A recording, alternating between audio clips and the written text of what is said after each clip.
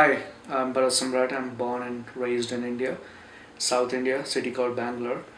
I have a condition called femoral dysplasia. I do not have knee joints. I cannot bend my legs. It's my shin bone connected to my waist. So I stand 3 foot 7 inches tall. In India, the three things that they always consider as bad luck: a barren woman, a widow, and a specially abled person. They usually consider them a curse from God or a symbol of bad luck. When there's a baby born in your family, it brings a lot of joy and peace and happiness, that relationships come together, hearts are healed. There's just celebration everywhere, the tears of joy everywhere. But when I was born, nothing like that happened. I only brought tears of sadness. I was born with a condition which left me without knee joints. When I was a baby, the size of my leg was the size of my finger. So the doctors told I would not live past my infanthood. I would never ever walk in my life. Even if I did, I will be mentally inactive too. Celebration stopped even before it started. There were emergency meeting held among family and friends. People were so sad and upset. I was not shown to my own mother for 3 weeks. I was rushed to all major hospitals for possible treatment, for possible explanation, and they had to come back with no answers. During the emergency meetings among friends and family, many took a side to reject the baby. They thought I was the curse from the God to the family. I was a symbol of bad luck to the family. Unfortunately, my parents accepted me, thinking I was their fate. It was their karma. I had so many questions in my head. I come back home and ask my parents some tough questions, and they had no answers. And I was so frustrated, angry at myself, angry at my parents, and angry at God. I thought, if there is a creator who created me, why did he create me this way? So frustrated, I wanted to kill myself. I had suicidal thoughts. I thought the best way to solve the problem is get rid of the problem. And I believed I was the problem. So I wanted to kill myself and get rid of the problem so that my parents would be happy. The biggest blow hit me when my mother was diagnosed with breast cancer. I was so upset and so beaten down because whatever I went through in my life, I was able to go through because of love of my mother and support from my family. She always taught me, people laugh at me because I'm different, and I laugh at them because they're all same. Long story cut short, in 2003 January I lost my mother. I was so mad at God, I was so beaten down, I was so upset. I thought, this is it, I've lost everything in my life. I was so angry at God. I was screaming at the top of my voice. I was yelling at God, you make me like this, and then you go on to take the only woman who loved me so much, who thought I was the most handsome and most cutest boy in the world. So who's gonna think about like that about me anymore? Who's gonna talk about me? Who's gonna support me? During this life, I had a friend who was a Christian, and he used to talk to me about Jesus, and he used to talk to me about his pastor. He wanted me to meet his pastor, and he wanted to, me to hear about Jesus. And I agree. I was pretty mad at him initially because I always told him I have a million reasons not to believe in God. And moreover, I have 330 million gods. So why do I need another one? Every night I slept hoping tomorrow morning I'll wake up 6 foot tall. My legs would hit the floor faster than normal. But nothing really like that happened. In fact, I went to the store, bought a longest pair of jeans I could find, and hung it next to my bed, hoping in the middle of the night, if Jesus comes and heals me, I have nothing to wear. So now I have a pair of jeans hung next to my bed. So I'm all ready now. But nothing really like that happened. What was happening was God was healing me inside out. My perception of healing was outside in.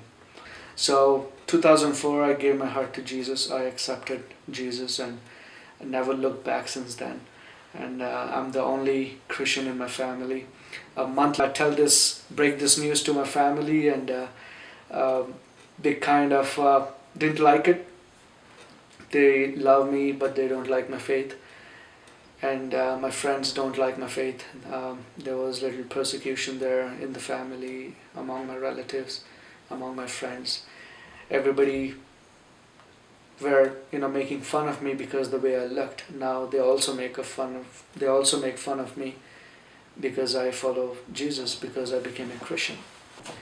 You should know the place where I come from doesn't get below 15. And the day I came here was in the middle of the winter in January. In Calgary, it was minus 25 and a foot high snow. When I say it's a foot high, it's almost a waist high for me. So it was really hard, tough life. I thought my life would completely change.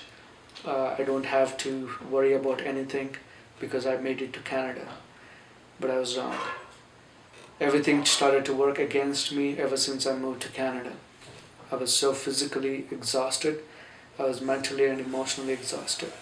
I'm back. So I always believe the greatest pleasure in life is to do what people say you cannot do. During this journey, there were so many dots I couldn't connect. I had so many questions. Why do I have to go through this?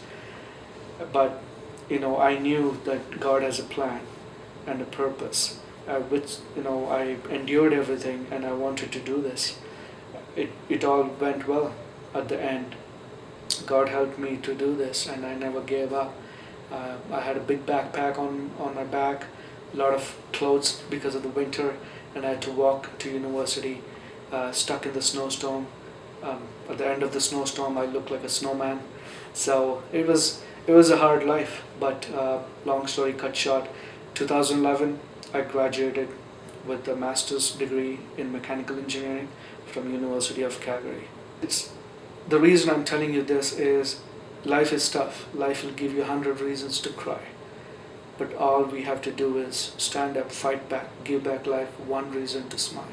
I never thought I could drive in my life, and today I can drive. It's hand controls and everything is operated through my hands. It helps me to go anywhere, anytime.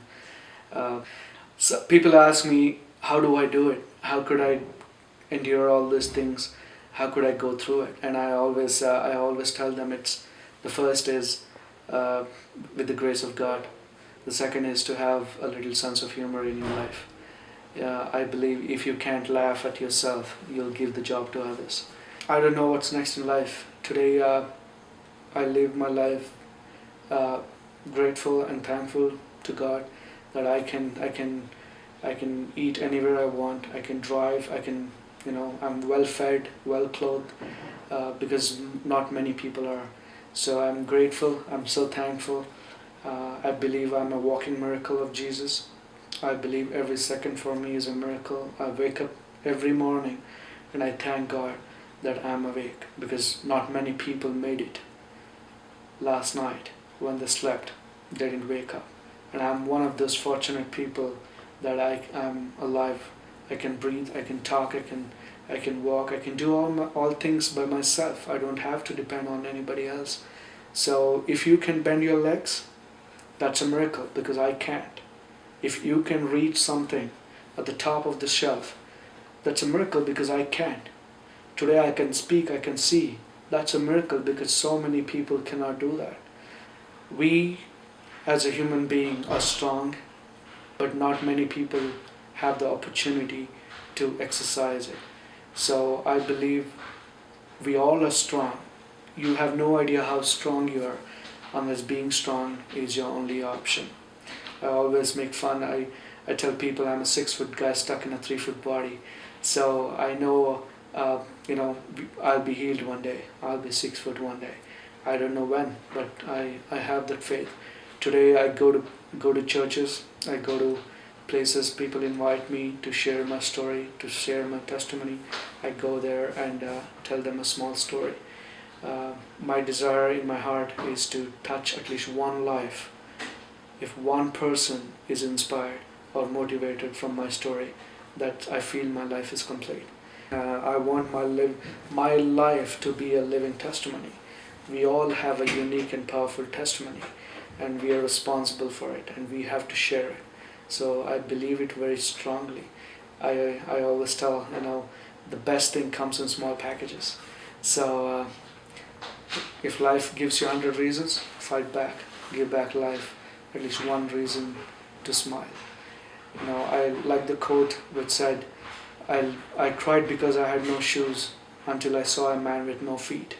So that helps me keep me alive, keep me hopeful by the grace of God.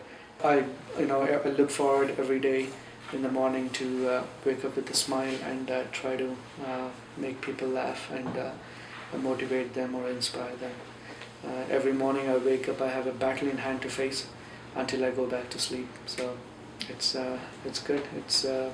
It's helping me. I look forward to go and meet people and encourage them.